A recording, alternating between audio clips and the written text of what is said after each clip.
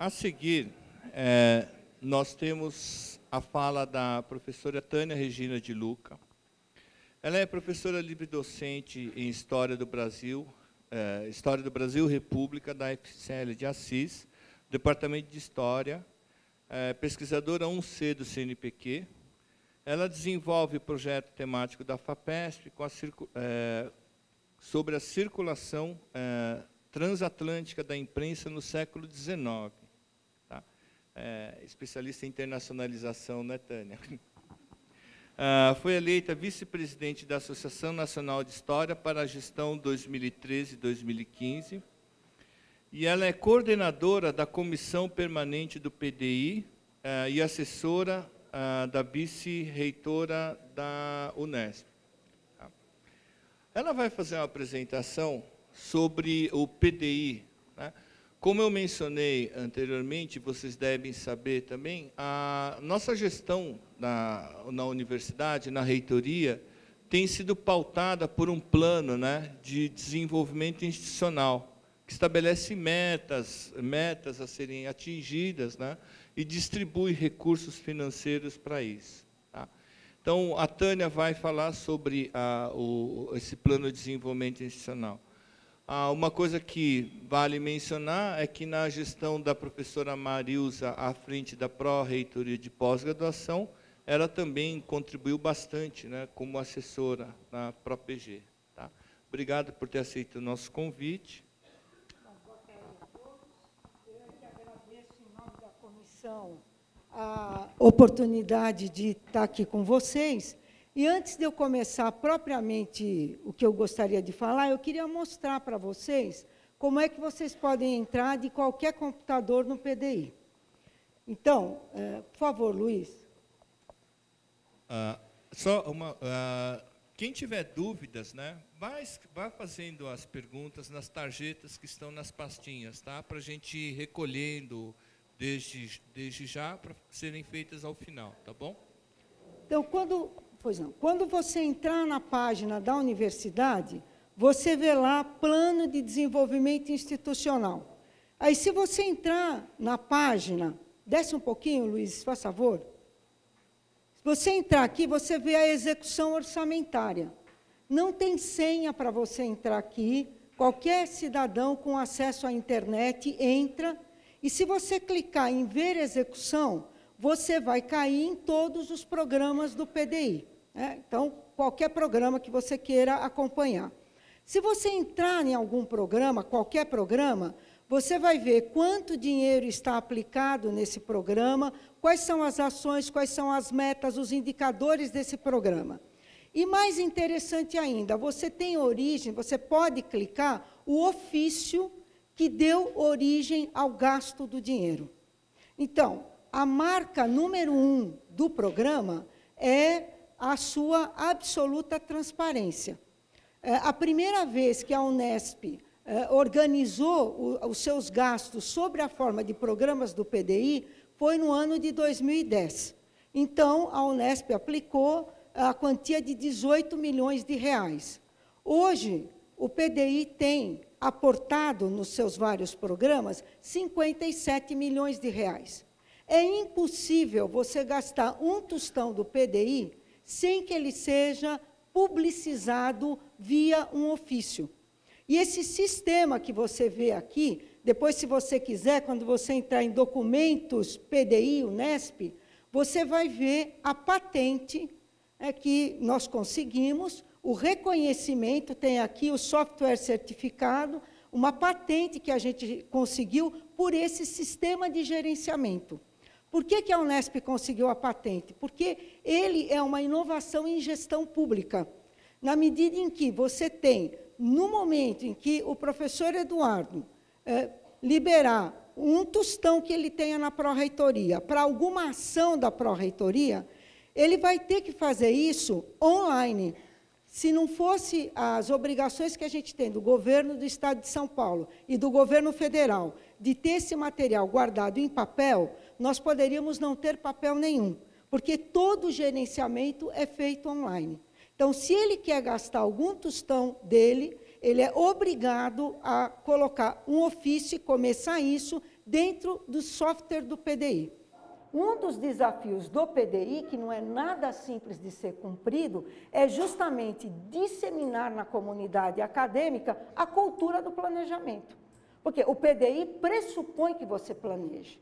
Ele pressupõe que você saiba o que você vai fazer para, em 10 anos, cumprir essa missão e essa visão de futuro que o documento e a própria universidade se autoimpôs. Então, para nós ficou claro, né, que planejar não é uma atividade simples. E ela também não é uma atividade só técnica. Então, para nós ficar claro, né, que planejamento significa alguém está querendo alguma coisa, alguém está enunciando alguma coisa, vai fazer alguma coisa com algum objetivo. Então, claro que por trás dessas concepções metodológicas de planejamento, existem escolhas políticas. E essas escolhas estão longe de serem neutras. Então, isso a gente tem que ter bem claro. Não adianta dizer o PDI é simplesmente uma questão técnica. Não, ele não é técnico. Ele também é uma questão de política. Então, por isso que para nós ficou claro, quer dizer, quais são os conceitos que estão por trás do planejamento desta comissão. São duas ideias, transparência e descentralização. A transparência, ela fica claro quando eu estou dizendo para vocês que o PDI acaba com um jeitinho. Dinheiro do PDI não tem jeitinho. Não dá para você dar dinheiro para o seu amigo e não dá para o seu inimigo. Tem uma frase que só brasileiro entende. Um europeu vai ter muita dificuldade de entender a frase para os amigos tudo, para os inimigos a lei. Né? Porque para o europeu e para o norte-americano, a lei é que é a garantia. Aqui, para nós, não é bem assim. A lei vale, mas não muito. Né? Muitas vezes, você dá a lei para os inimigos. Né? Para um europeu e para um americano, você dá a lei para o amigo. Aqui é meio diferente. Então, uma das coisas que o PDI faz é essa transparência. Porque dos 57 milhões que são gastos, tudo está na internet. Cada ofício, cada bolsa distribuída, cada ajuda para ir para o exterior, quem é o gestor do programa só vai conseguir liberar o dinheiro se ele puser o ofício dentro do sistema que fica na internet. Então, essa é uma questão importante. E também a questão da descentralização. Então, a ideia é que, com o PDI, você pode, em vez de centralizar, descentralizar a gestão. Outra coisa que ficou importante para a gente é, se o PDI é um documento guia, ele tem que levar em conta, e levou em conta na sua construção, as peculiaridades da nossa universidade, que assim como hospitais e outras formas de organização, elas são complexas ou hipercomplexas. Então, quando a gente vai ser gestor de alguma coisa, seja da pós-graduação, seja da universidade toda, nós não podemos esquecer qual é o contexto que a nossa universidade está. Aliás, o que o professor Eduardo fez agora há pouco foi exatamente isso. Mostrar que nós estamos numa acirrada concorrência, e essa acirrada concorrência na pós-graduação ela é mais marcada ainda, né? Ninguém tem dúvida que a nota de um programa de pós-graduação não depende só da boa vontade de cada programa, depende de uma comparação. A nota é sempre comparativa, a gente pode dizer, eu fiz o melhor. Bem, mas o seu vizinho fez melhor mais um. Então, ele subiu de nota e você não subiu. Então, a concorrência é acirrada. Por outro lado, a universidade como toda, ela tem exigências legais, a gente não pode fazer tudo o que a gente quer. Existe uma montanha de regulamentos sobre o que é a educação e como são gastos os recursos públicos. Vocês que serão gestores vão sentir, né, que mesmo com o pouco dinheiro que a gente tem da pós-graduação, é muito regrado que você pode gastar e como você pode gastar.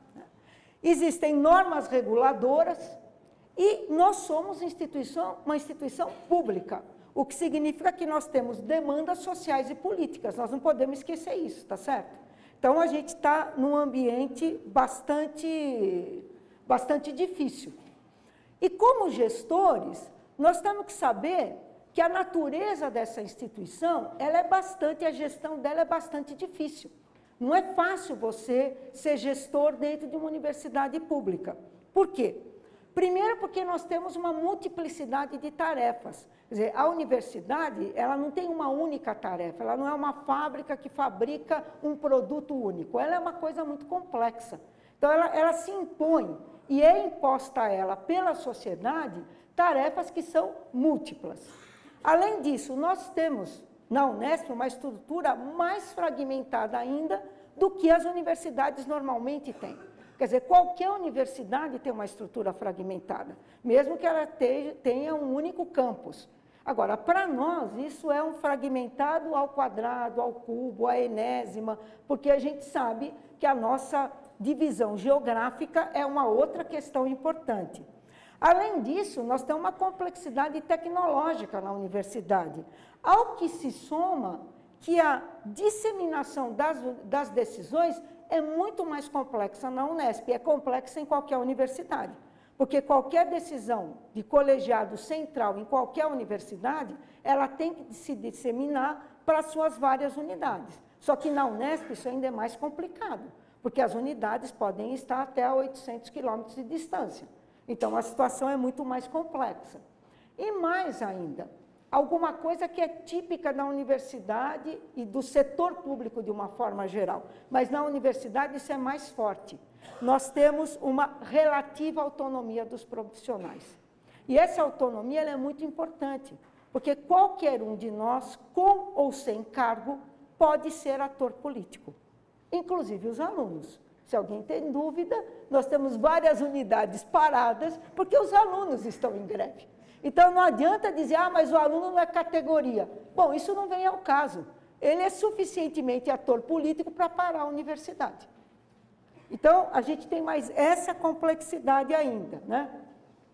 Então, o modelo de gestão que nós temos, gostemos ou não, ele é colegiado, burocrático, mas ele tem, como dizem os especialistas, uma boa dose de anarquia. Porque é possível não obedecer. Na nossa estrutura é possível não obedecer. Todos nós sabemos disso, não é? A gente sabe como não obedecer. Não é porque o órgão colegiado disse que eu vou cumprir. A gente sabe disso, né? Então, qual é o resultado disso? E vocês vão ser gestores, quer dizer, vocês, isso aqui é o problema de vocês, né? Claramente, né? Não meu. Eu só estou mostrando, eu não sou gestora de nada, só estou mostrando o problema de vocês, né? Qual é o resultado de toda essa situação? O resultado é que vocês trabalham, né? Todos nós trabalhamos com sistemas frouxamente articulados e com liderança difusa. A gente sabe que qualquer pessoa, se tiver uma boa argumentação, vira qualquer assembleia e vira qualquer decisão, independente do que o diretor, o reitor ou o Papa quiser, né? Se ele vier aqui, ele vai ter problemas com dogmas. As unidades são parcialmente autônomas, ainda mais na Unesp, né? O indivíduo tem autonomia. E é por isso que uma decisão divulgada não quer dizer uma decisão cumprida, que não é que nem a Volkswagen, né? O diretor decidiu, todo mundo vai cumprir. Não, aqui a gente vai negociar, né? Você tem que negociar a decisão. Por isso que é lento e por isso que é difícil administrar. Não adianta o colegiado da pós-graduação decidir, porque se os professores não comprarem a decisão é letra morta. Porque o colegiado, 4, 5 contra 30 professores, 20, ou um professor com grande liderança, ele não precisa ser coordenador da pós, nem chefe do departamento, nem diretor, mas ele manda. Acho que todo mundo sabe disso, né? Então, o que acontece? Os atores políticos são plurais e não dependem de cargos. Tá certo? Essa é a verdade. Tá certo que o cargo dá AGR, mas o cargo não dá legitimidade nem poder político de imediato. A legitimidade e o poder político se conquista em outro lugar, não é com a nomeação que sai no Diário Oficial. Né? Infelizmente ou felizmente, não sei. Vocês que vão decidir daqui 3 anos. Aí tem todos os problemas que se tem numa universidade pública. Ou seja, a pessoa que foi eleita gestor pode ou não ter conhecimento gerencial de liderança e de gestão de pessoas. Pode ou não. A gente não sabe. O cara é eleito. Ele é bom para isso? Não sei. Talvez a gente vai descobrir depois. Existem várias dificuldades no exercício do cargo. Por quê? Porque professores são nomeados ou eleitos, né? Alguns eleitos, outros são nomeados. Duzinho foi nomeado. Mas ele tem conhecimento e habilidade para o exercício da função, o que nem sempre acontece. Por quê? Não sei, no programa de vocês talvez isso não aconteça, mas existem alguns lugares onde o que sai não fala com o que entra. Existe. É raro, mas existe. Também é muito raro.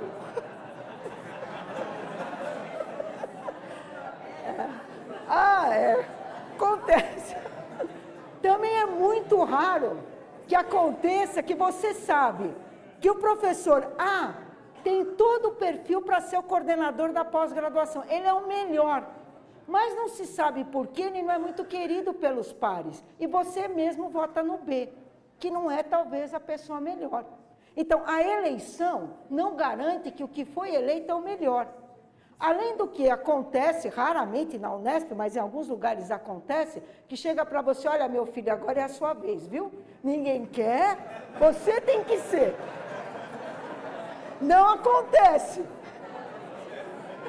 Mas, ou então, também é raro, o cara diz, olha, eu faço questão de ser o coordenador, porque falta esses 3 anos para eu incorporar. Também é raro.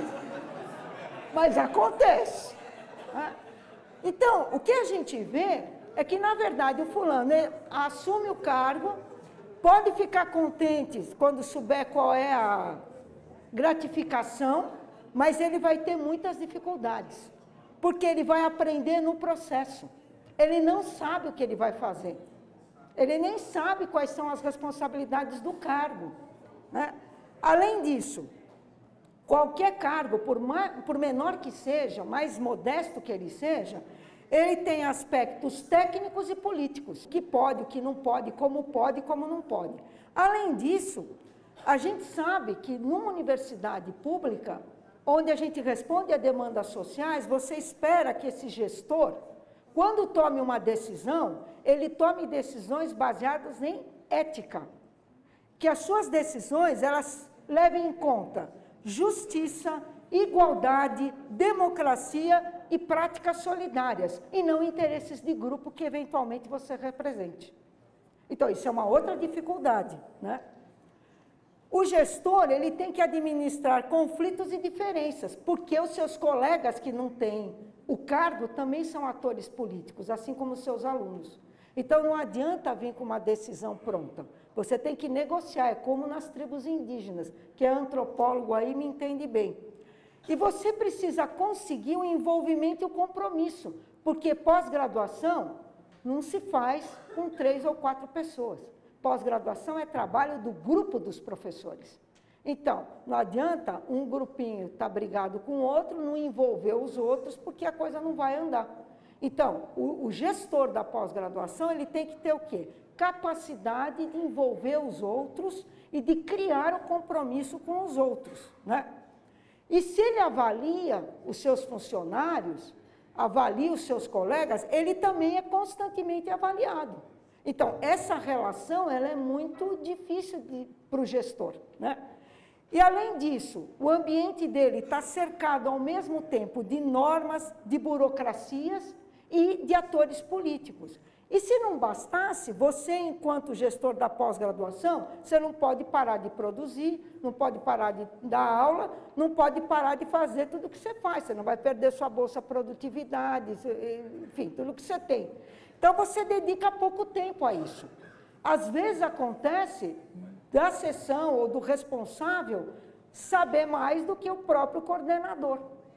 Então, ele também acaba delegando parte do seu poder por uma decisão que não é a sua nem do seu colegiado. E aí, o que acontece? Você tem uma série de tensões. Uma tensão que vem pela formulação e as avaliações em nível, seja da CAPES, seja da própria pró-reitoria, e o cotidiano com o qual você lida, que pode ser um cotidiano de grande adversidade. Então, essa situação ela é bastante difícil, né? E Não estou dizendo isso para desanimar vocês, mas o que eu estou fazendo é para que vocês tenham, né, consciência do que vos espera. Mas eu também trouxe uma solução. Eu sugiro fortemente que uma maneira da gente enfrentar parte desses problemas, claro que não é a única. Então, sabendo disso, dizer, por que a comissão do PDI está estudando as questões da gestão da universidade? Porque a comissão percebeu claramente que se a gente não conseguir mudar a cabeça do gestor, a gente vai ter dificuldade para implantar efetivamente o PDI. O que a gente já percebe claramente? Coordenadores, chefes de departamento, diretores que dominam a metodologia do PDI ganham mais dinheiro do que quem não domina. Nós temos unidades da Unesp, onde o dinheiro do PDI é quase o dobro do dinheiro do custeio. Então, a gente pode dizer que existem profundas assimetrias, como existem na pós-graduação do país, profundas assimetrias na forma como a requisição do dinheiro do PDI é feita. Claro, isso tudo é público, é tudo edital, mas a gente tem unidades que não demandam os editais. Por quê? Muitas vezes, seja o chefe, o coordenador, o diretor, quem de direito, o próprio professor, nem entende a metodologia. Então, fica claro para nós que olhamos o PDI como um todo, como são complexas essas assimetrias e como o desconhecimento do funcionamento dos programas acaba fazendo com que a distribuição dos recursos ela seja bastante diferente entre as unidades. Então, eu vou explicar para vocês, muito rapidamente, que daqui a pouco o meu tempo acaba, mas muito rapidamente, qual é a metodologia de trabalho dos programas do PDI. Ah, mas eu queria saber mais. Leia esse material. Tudo que eu vou mostrar para você, eu tirei daqui, que é esses indicadores de programa, guia metodológico do Ministério do Planejamento, que você tem na página da Unesp. Tá? O que eu vou falar para o programa do PDI, você leia assim, meu programa de pós-graduação. Então, primeira coisa, o que é um programa do PDI? Um programa do PDI é o resultado de um estudo bastante detalhado a respeito do problema que você quer resolver. Então, você detecta um problema, seja ele qual for. Pode ser um desses 6 que o Eduardo citou, pode ser a evasão escolar, pode ser a baixa atração que o seu programa tem em relação ao doutorado, sei lá, o que você quiser. O importante é que o problema tenha sido muito bem estudado, que você saiba qual é o problema. Se você sabe qual é o problema, se você tem consciência do problema, você vai estabelecer objetivos para resolver esse problema. Se você sabe qual é o seu objetivo, o que você quer resolver, qual é o problema que você vai resolver, que ações você vai colocar em prática para resolver esse problema. E essas ações têm que dar um resultado que você possa medir. Por mais que em educação as medidas sejam complexas, e elas nunca são únicas, se você tem um problema e você faz um montão de coisa para resolver esse problema, depois de 1 ano, 6 meses, 3 anos, você tem que ter algum indicador que meça isso. Porque se você não for capaz de medir nada, então você não sabe se você está resolvendo ou não o seu problema. Então, vou te mostrar aqui como é que a gente trabalha para saber se um programa está bem decidido ou não. Então, o que você tem que saber? Você estabelece um objetivo. É o que a gente chama, o governo federal chama SMART. Então, o seu objetivo ele tem que ser específico, ou seja, ele não pode ser amplo e genérico demais, senão você não vai chegar a nada. Ele tem que ser mensurável. Se você não pode medir, você não pode gerenciar. Ele tem que ser atingível, não adianta pedir a lua, você não vai conseguir. Então, eu não vou passar, minha meta é sair de 3 e chegar a 7 em um triênio. Não adianta que não dá. Ele tem que ser relevante. Então, o objetivo, ele tem que estar relacionado ao problema e ajudar a resolver o problema. E eu tenho que saber em quanto tempo eu vou fazer. Não é assim, para as calendas, tem que ter um tempo. 1, 2, 3 anos, algum tempo tem que ter. Então, eu vou te dar um exemplo bem simples, que não tem nada a ver com o que a gente faz, e é um programa do governo federal. Então, tem um programa do governo federal que é aumentar a segurança pública nas rodovias federais mediante a prevenção e repressão de ações delituosas e reduzir os acidentes de trânsito. Então, o governo federal tem isso. Então, a partir desse enunciado, a gente começa a pensar o que tem nesse enunciado.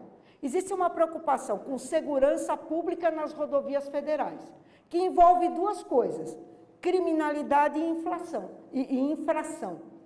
Então, eu tenho que resolver a criminalidade, tenho que resolver a questão das infrações. Se eu fizer isso, eu vou chegar ao resultado. Aí o que eu faço? Eu aplico esse SMART para esse objetivo. Ou seja, ele é suficientemente específico. Eu posso medir se diminuiu as infrações e se diminuiu as questões que eles estão preocupados nas rodovias federais? É possível atingir? É relevante? De fato, infração está ligada com acidente? Bebida está de fato ligado com acidente? O tempo que o governo federal se impõe e o dinheiro que ele vai gastar, está coerente com isso aqui? Então, isso que a gente estou te dando o exemplo, você vai fazer para o seu programa. Qual é o seu problema? Qual é o seu objetivo? Esse seu objetivo está coerente com o seu problema? Se você não estabelece claramente o problema, você não esclarece, não tem claramente os objetivos. E aí você não consegue aplicar isso aqui. Da mesma forma, os indicadores. O que é um indicador? É o que vai medir o resultado desse seu esforço. Eu meço tudo. Olha, se você for medir tudo, você não vai chegar a nada, porque não dá para medir tudo. Se você quiser medir cada detalhe, você não vai chegar a nada. Você precisa escolher coisas que sejam relevantes, né? Eu vou pegar todas as variáveis desse meu problema? Também não vou. Ah, mas eu vou medir por medir? Não, medir por medir também não adianta. Não adianta, eu vou fazer uma tabela bonita que o Eduardo vai ficar contente. Quer dizer, não é isso. Para que um gestor público mede? Então, o gestor público deve ter em mente que o que se pretende com a utilização dos indicadores de desempenho não é produzir números, mas aferir resultados. Então, se você estabeleceu o seu grupo de professores, qual é o problema do seu programa? Se você estabeleceu objetivos, metas, ações, durante um certo tempo, depois você vai medir isso. Então, você quer aumentar o quê? A produção, a ida para o exterior, o pós-doc dos seus professores. Você só quer que ele vá? Basta ele ir? Ou ele tem que ir trazer alguma coisa? Não, todo mundo foi para o exterior, ninguém publicou nada. Não adiantou nada. Aliás, adiantou, você foi para o exterior, foi muito bom, né? Fez umas boas compras, mas para o programa não adiantou nada. É por isso que a gente tem que ter bem claro o que é um indicador simples. O indicador simples é aquele que não nos interessa. Então, o indicador simples, ele é numérico. Por exemplo, a gente vai dizer o seguinte: vamos mandar 500 alunos para o exterior.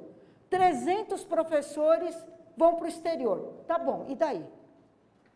O indicador que interessa, que você deve pensar para o seu programa, são indicadores compostos, que expressam uma relação. Então, te dar um exemplo, pode ser uma razão. Peguei exemplo tudo de fora da universidade, para não dizer que eu estou falando de alguém ou de algum programa. É a população sobre a superfície, isso é uma razão. Pode ser uma proporção, o número de óbitos sobre o total da população. Pode ser uma taxa, mortalidade infantil sobre a população. Pode ser uma porcentagem. Então, é por isso que, já desde a gestão da professora Marilza, ela pede para vocês preencherem dados do tipo: quantos professores foram para o exterior? O que resultou isso? 100 professores no exterior e 300 artigos publicados. Então, essa é a ideia. E aí você pode também fazer um checklist para os seus indicadores. Quer dizer, eles são válidos para expressar resultados? Ele tem relação direta com os objetivos que você quer resolver? Eles são confiáveis? Eles são mesmo mensuráveis? Eles são suficientes, em quantidade suficiente para expressar as dimensões envolvidas? Aqui, é claro que está se pensando para o país. Então, considera a dimensão territorial, você não vai considerar a dimensão territorial, mas não adianta você fazer objetivos que só olhem o umbigo do seu programa. Você tem que pensar o seu programa na Unesp, o seu programa dentro do estado de São Paulo, o seu programa na região sudeste, o seu programa no país, o seu programa no mundo. Existem questões transversais? Se existem, esses indicadores estão dando conta? As limitações de qualquer indicador foram consideradas? E aí, claro que você vai, a partir dessa prática, você revisa. É por isso que esse é meu último slide. Qual é a lógica disso? Isso também é a figura 5, porque eu tirei desse guia metodológico. Você parte de um problema ou demanda social. Aqui eu estou pensando no governo federal. Nós todos vamos partir do quê? De um problema ou um conjunto de problemas do nosso curso de pós-graduação, ou da pós-graduação da Unesp. Aí nós temos que planejar. O que nós vamos fazer? Aí nós vamos executar e monitorar. Aí nós vamos avaliar a partir dos nossos indicadores. E aí nós vamos revisar. Ou seja, é um ciclo que nunca acaba. Porque se você resolver um problema, certamente outros desafios aparecem. Isso é o quê? É um ciclo de gestão de políticas públicas. E é esse ciclo virtuoso que faz com que você possa avançar nos objetivos que você coloca no seu programa. No PDI, nós trabalhamos assim. Qual é a função da comissão? Olhar cada programa e ver se os programas estão bem feitos, se os objetivos estão claros, se as ações estão claras, se as formas de implementação são coerentes, se os indicadores estão certos e se o dinheiro público colocado aí está sendo bem gasto. Esse modelo vocês podem transplantar para o programa de pós-graduação. Era isso, muito obrigada.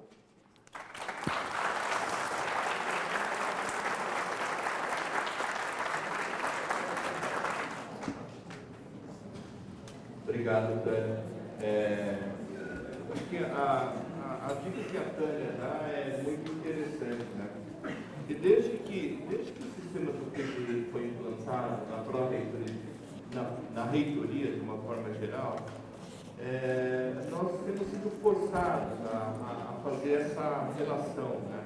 Identificação de problema, fazer um planejamento, executar, ver se está chegando um resultado adequado ou não, né? Chegamos na gestão da professora Marisa a considerar a possibilidade de pedir isso aos coordenadores de pós, né? A gente não achou ambiente ainda para isso. Então, acho que ao longo desses dias, a gente vai tentar estabelecer várias metas, né, a serem atingidas ao longo desses 3 anos, 4 anos que nós temos pela frente. Então, talvez seja um bom momento para a gente fazer esse exercício. Eu confesso que quando eu deparei pela primeira vez com esse manual, com esse guia, eu fiquei bastante assustado, né? Depois eu fui lendo, virou, né, leitura de cabeceira, leitura de banheiro, leitura de viagem, e a gente vai incorporando as coisas aos poucos. Tá? Bom, eu tenho algumas perguntas que foram, na verdade são 3 que foram encaminhadas aqui. Se vocês tiverem alguma coisa, por favor, encaminhem para o escrito. Bom, alguém pergunta das apresentações desse PowerPoint. Essas apresentações serão disponibilizadas no site da ProPG, no link para eventos. Né? Por razões óbvias, a gente não vai conseguir fazer, a gente só vai conseguir colocar no ar isso provavelmente pela segunda-feira. A não ser que alguém consiga hackear o servidor de HTML, né, lá da pró-reitoria daqui. Tá?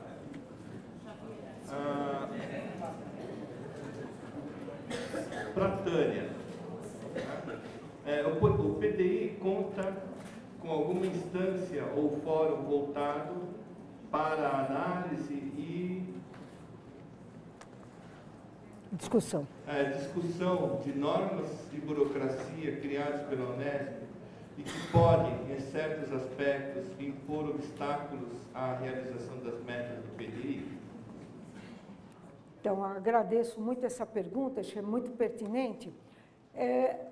O professor Durigan tem insistido com todos os diretores, já desde a gestão anterior, para que membros da comissão do PDI visitem as unidades. Acho que talvez muitos colegas aqui eu reconheço de ter ido nas unidades.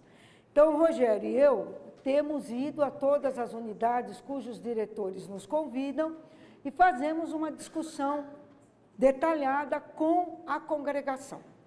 E aí o que acontece?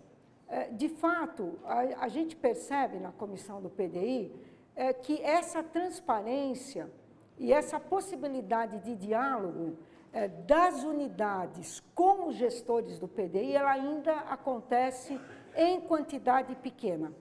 Por quê? Como é que o PDI foi concebido?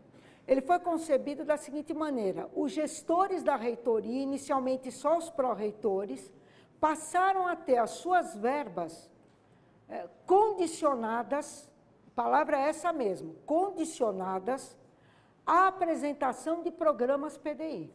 Ou seja, se o pró-reitor não apresentar um programa nesse formato, ele não tinha dinheiro. Isso começou em 2009. Então, quem bola o programa PDI é o gestor. Esse gestor pode ser, atualmente são vários, não são mais só os pró-reitores, são todos os pró-reitores, é a CGB, é a UIM, professora Vanderlan, que virá aqui falar com vocês amanhã, é o CSTI, os 9 milhões da Comissão Central de Tecnologia da Informação estão subordinados ao PDI, e vários outros programas que não são só geridos por pró-reitores. Como está na internet, está disponível, é visível. Qual é a ideia? Que as unidades, ou um professor sozinho, não precisa ser a unidade toda, ele olhe criticamente para esse material. E ele pode dizer, olha, eu tenho uma demanda para pós-graduação que nenhum programa do PDI atende. O que eu faço? Bom, ele tem o nome, o telefone e o endereço do gestor. Ele pode entrar em contato com o gestor do PDI. Aí ele diz, mas eu entrei em contato e o pró-reitor não me respondeu. Não fique triste, mande para a comissão do PDI, porque nós vamos responder. Então, na verdade, não existe nenhuma trava burocrática entre você ter uma ideia e você propor para o PDI. Agora, o PDI não é para resolver o problema individual. O PDI é da universidade. Então, eu vou dar um exemplo para vocês. Eu fui numa unidade, se não me falha a memória, foi Araraquara, e na FCL, e a moça da biblioteca chegou para nós, para Rogério e eu, que fomos representando a comissão, e disse, olha, eu tenho aqui um plano de acessibilidade da biblioteca de Araraquara, que é muito importante e tal. Eu falei, olha, a comissão do PDI não dá o dinheiro para você fazer isso, porque nós não temos poder, nós somos só uma comissão assessora, a gente só olha os programas.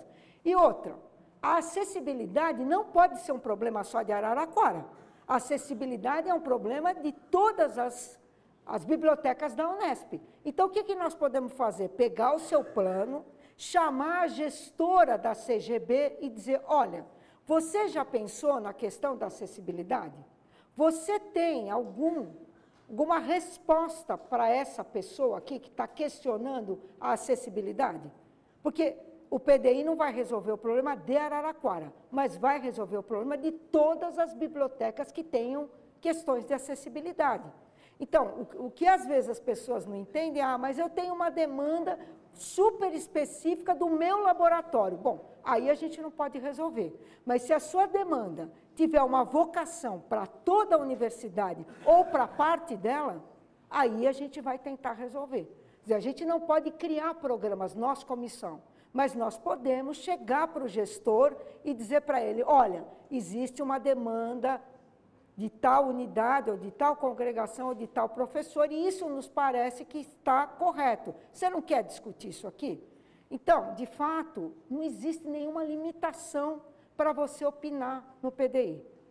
Basta você ter a ideia e ou pela sua congregação, ou individualmente, e se o gestor do PDI não te responder, o gestor do programa, a comissão é obrigada a te responder. Então, a gente responde a tudo que venha. E se a gente acha que você tem uma ideia muito brilhante, a gente te convoca para a reunião, e a gente vai te ouvir. Então, a gente trabalha com a noção de ator político. Não precisa ser diretor para falar com a comissão do PDI.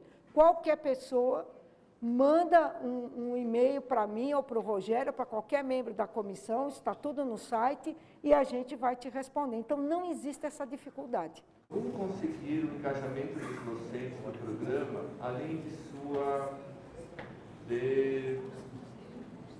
busca de... Além da busca... De produção. Bom, basicamente a pergunta é assim, né? Se a gente não deveria fazer... Proteção dos interesses. Proteção dos interesses. Basicamente, a pergunta diz assim, se não seria interessante a gente reconhecer diferentes perfis de docentes, alguns mais vocacionados para gestão, outros para pesquisa, né, e relaxar a exigência de que todos façam tudo. Bom, sobre os... na verdade, o CEP, ele tem uma decisão, que eu não sei se está sendo implementada, eu não faço parte do CEP, de criação de planos de desenvolvimento de departamentos. O ponto de vista da comissão do PDI é que... aí eu estou falando em nome da comissão, não individualmente, porque nós já debatemos isso na nossa última reunião. Nós não vemos nenhum sentido existir um plano de departamento e não existir um plano de unidade.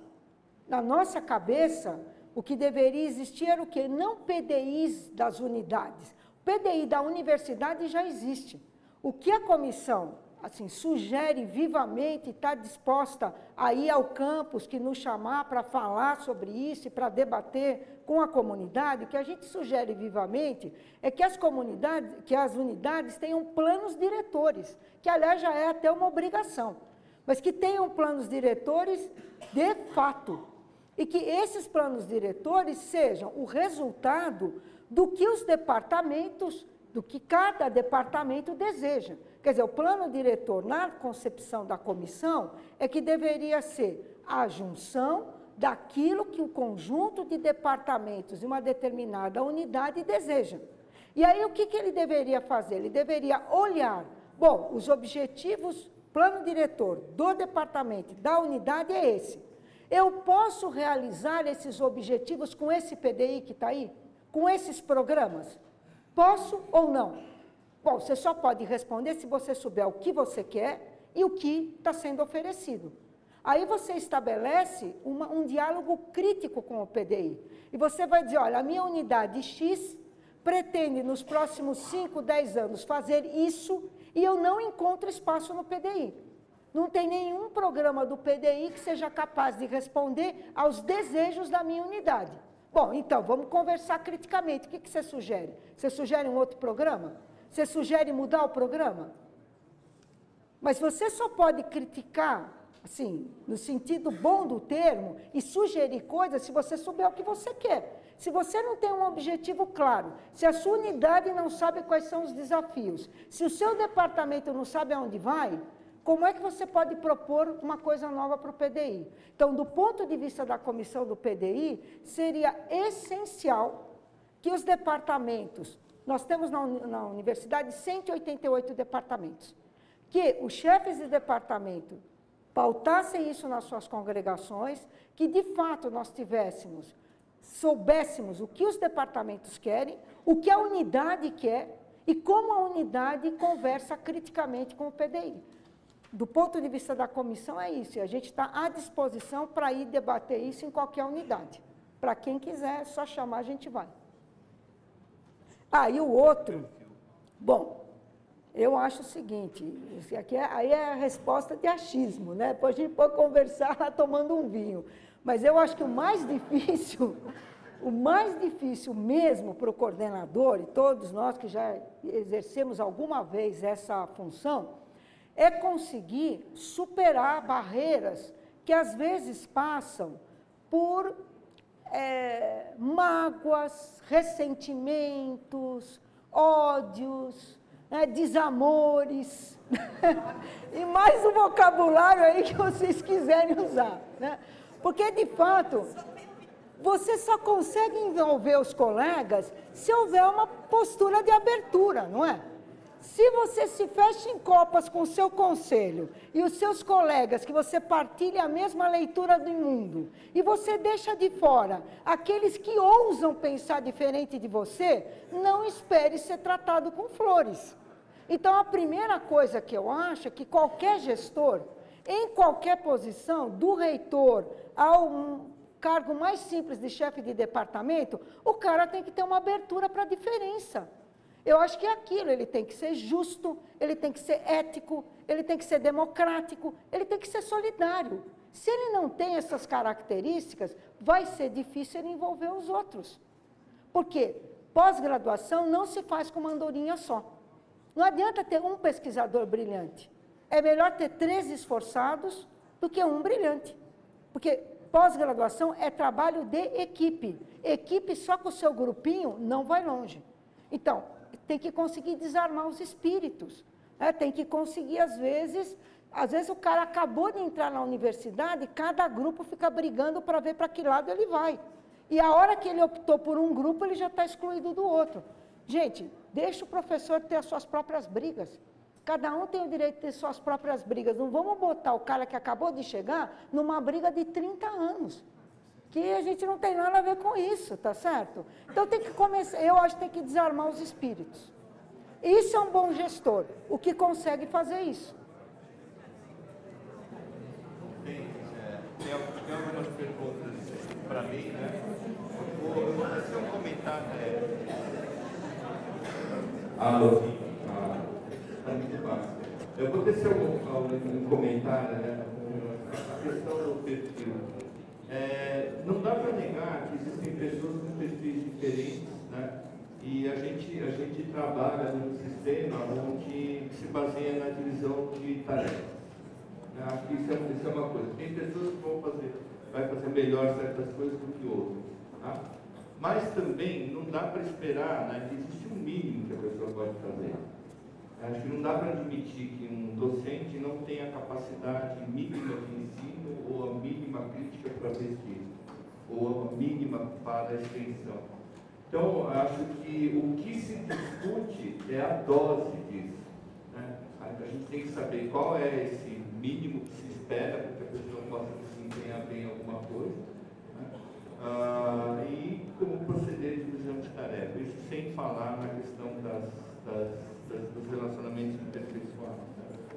Existe uma pergunta sobre quais são as ações que a Pró-Reitoria tem feito, a Pró-PG tem feito para vencer as assimetrias, o que a gente tem feito para a inovação, elaborar novos modelos de pós-graduação e contribuir para o ensino médio. Bom, obviamente a gente tem algumas coisas que estão sendo feitas com relação... e tem uma outra pergunta sobre captação de recursos, né?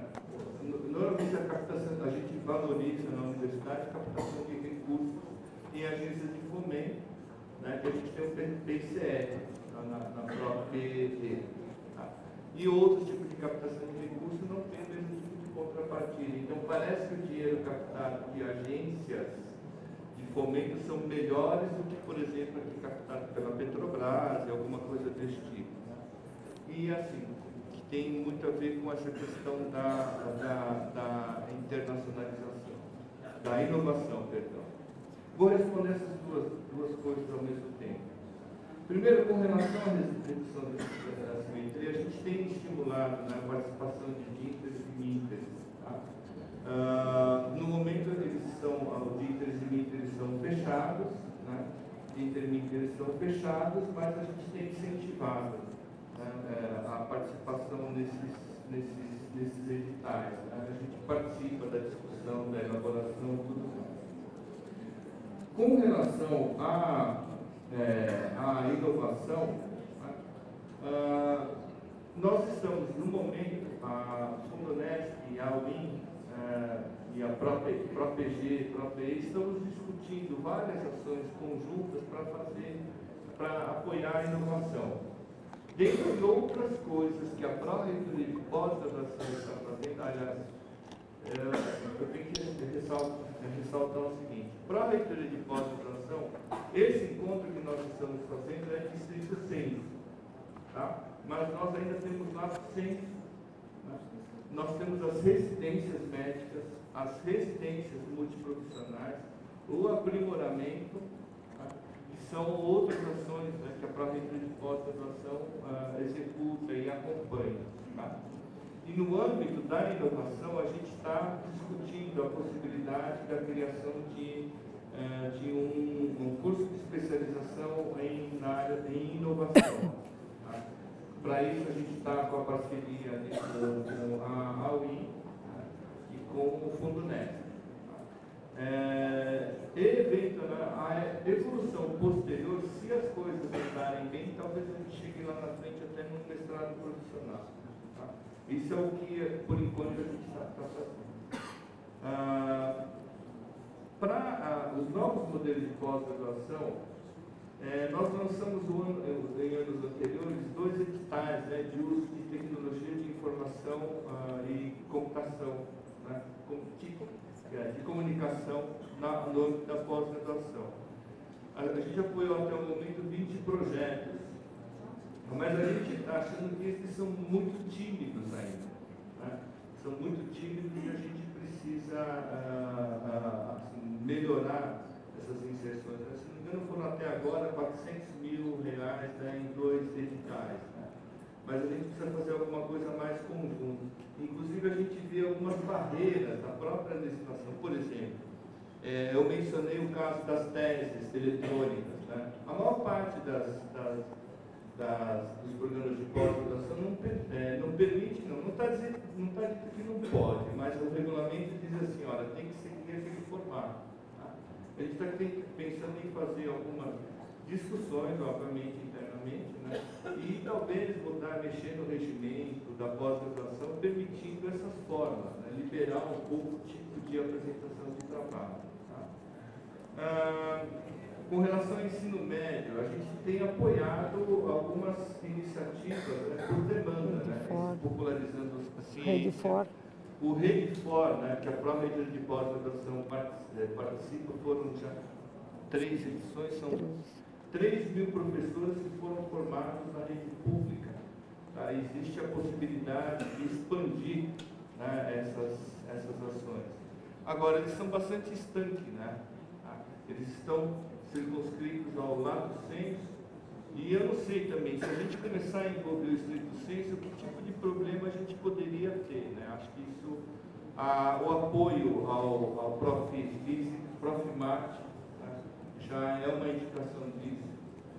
O Prof. Letras, né, tem um grupo, e o Prof. Física, que eu não sei se fica com o Prof. Física, também são outras iniciativas, né, nesse sentido. Tá? Uma outra coisa, com relação, então vamos lá, eu acho que com relação a incentivo à inovação, a universidade, incentivo à captação de recursos externos, a universidade tem sido bastante tímida, né, ou até envergonhada com relação à captação de recursos externos. Né? Ninguém gosta muito de sair dizendo que captou recurso externo. O pessoal fala assim, olha, eu construí 4 mil metros com dinheiro de empresa. Né? E ninguém sai dizendo isso. Tá? Eu acho que isso também impede muito um relacionamento de mão dupla com a própria sociedade. Tá? Alguns programas de mestrado profissional fazem isso, né? Conseguem fazer isso, e eu acho que é um bom caminho, né? Ainda sobre essas coisas. Mas acho que a pessoa que perguntou sabe, né, com quem que eu estou falando. Acho que a gente ainda tem bastante coisa para caminhar. A outra coisa é que muitas coisas que estão sendo feitas... bom, então, só para terminar a questão da formação, né? Então, o Redifor é uma forma de formação continuada, né? Alguém, numa das perguntas é mencionado isso. Por que a Pró-Reitoria não faz coisas de formação continuada? Acho que o estrito sensu não é o lugar onde isso está sendo feito, mas a universidade está. Seria desejável que os programas estrito sensu tivessem uma aproximação maior com esses programas, né? Mas, como a gente sabe, né, assim, isso nem sempre entra em critério de avaliação, né? Tá? E aí eu acho que é um impeditivo, né? Por exemplo, eu fui coordenador de área durante 6 anos na CAPES. E uma das queixas que eu ouvi de uma editora de livros foi o seguinte: puxa, vocês mataram as editoras, porque o livro não é valorizado como produção intelectual, né? Então, a avaliação tem esse sentido, né? Ela tem um efeito indutor severo, né? Tá? E essas inserções, captação de recurso, a interação com a empresa, a educação continuada, tem um peso relativamente pequeno e não incentiva os docentes. Agora, na minha opinião, se nós sabemos muito bem o que estamos fazendo, né, que é formar recursos humanos para a sociedade, a gente vai fazer ações que são muito mais voltadas para esse propósito principal do que ser movido por indicadores. Tá? Eu diria assim, a gente precisa pensar se a gente está formando bem, né? Sabe? E o indicador, né, é uma consequência disso. Tá? Parece simples dizer isso, né? Mas não, aliás, é simples dizer isso, mas não é muito fácil fazer. Os programas que estão mais bem estruturados na universidade conseguem fazer isso com certa tranquilidade, né? Porque eles sabem, é aquela história, né? Eu vou publicar coisas nas revistas que interessam para a minha área, né? Não vou publicar necessariamente porque aquela revista tem um impacto melhor, sei lá. Eu lembro dos meus colegas pesquisadores, não pelo índice H ou pelo impacto que ele tem, tá? Mas eu lembro pelo assunto que ele escreveu, sabe? Então, é isso que todos nós queremos, né? Então, acho que há um momento em que a gente tem que parar para pensar nisso. Olha, o que nós queremos fazer? O que nós sabemos fazer de bom, né? Então, eu ouço alguns professores de programas dizendo o seguinte: minha área tem uma revista, minha área tem revistas com impacto muito baixo, mas é melhor eu publicar na revista que o revisor entende o que eu estou escrevendo do que uma revista onde ninguém vai ler sobre aquele assunto. Tá? Então, a gente tem que fazer algumas dessas escolhas, né? Os programas melhores estruturados não têm esse dilema. Tá? Não tem esse dilema mesmo. Tá? Então, acho que é uma coisa que é uma questão de evolução e a gente ir comparando, né? Conversando com os outros colegas. A outra coisa, que tem muito a ver com o que a Tânia falou, é sobre os PDIs, né? Alguns programas de PDI são muito sobrepostos, né? Internacionalização. Tá? Esse ano, por assim, decisão ou acordo com a comissão do PDI, o programa de internacionalização está sendo realizado em conjunto entre a Pró-Reitoria de Pós-Graduação, Pró-Reitoria de Pesquisa e a Assessoria de Relações Externas. Tá? Então, esse programa procurou se uniformizar, né? Mas cada uma das áreas tem procedimentos diferentes, e isso é uma coisa que a gente está tentando aprender a fazer. Tá? Então, houve uma queixa de que havia muita dificuldade de se entender o que é, né, essas intervenções. Tá? É isso aí mesmo. Tá? E, finalmente, a cotutela, né? Os procedimentos, existe uma pergunta dizendo que os procedimentos de cotutela na universidade estão lentos. Não, foi muito simplificado mesmo, né? Tá? Então, não há necessidade mais daquele acordo gigantesco, né, envolvendo toda a tramitação, né, entre CEP, Conselho Universitário e tudo mais. O pró-reitor de pós-graduação tem autonomia para negociar caso a caso, cotutelas. Tá? Chegou um caso agora, nessa semana, um pedido de cotutela que veio como um acordo, né, um convênio entre o Unesp e a universidade, uma universidade espanhola. Gente, se vier daquele jeito, né, para formar um aluno, vai demorar demais, né? Então, amanhã a gente vai conversar sobre esses vários procedimentos na universidade. Tá, ela está falando que o administrativo tem que participar da internacionalização, verba para o administrativo. Tá, ok. E há uma questão da internacionalização que o corpo técnico administrativo tem que participar do processo de internacionalização. Isso também foi discutido na comissão que discutiu a internacionalização. E uma coisa, eu vou falar rapidamente amanhã, né? Tá? Mas uma visão de internacionalização é que nós precisamos internacionalizar a nossa própria casa, né? E isso implica na formação de recursos humanos, né, preparados para a internacionalização. Mas levantar um projeto como esse é bem complicado, né? Tá? Foi detectado como algo que precisa ser feito. Tá? Antes de ir para o coffee break, né, eu gostaria de agradecer a participação da Tânia. Obrigado, querido. Tá, eu vou passar o certificado do evento. Importantíssimo, papel fundamental. Obrigado, querido. E o mais importante, João, o Bosco está por aí? Por cortesia do Bosco, nós estamos oferecendo a Tânia, né, uma cachaça feita lá em Araraquara. Muito obrigada. Vou beber tudo. Obrigado, meu tio. Obrigado.